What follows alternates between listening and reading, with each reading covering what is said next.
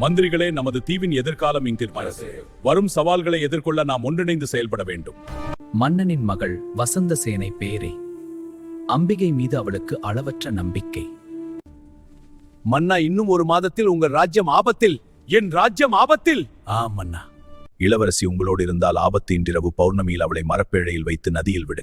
மூட நம்பிக்கை என்று புரிய வைத்தாலும் இது அரச கட்டளை. உள்ளமுடைந்த வசந்தசேனை அம்பிகையை மட்டுமே சரணடைந்தாள் என்று. பௌர்ணமி இரவு மரப்பேழையில் அடைக்கப்பட்ட இளவரசி.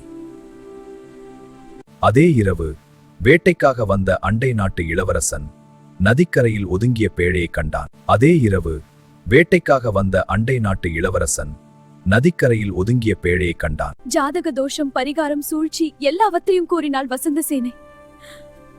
உன்னை காப்பது அன்பே, ஆருயிரே என்று பேழையை திறந்த சுமன் குரங்கு.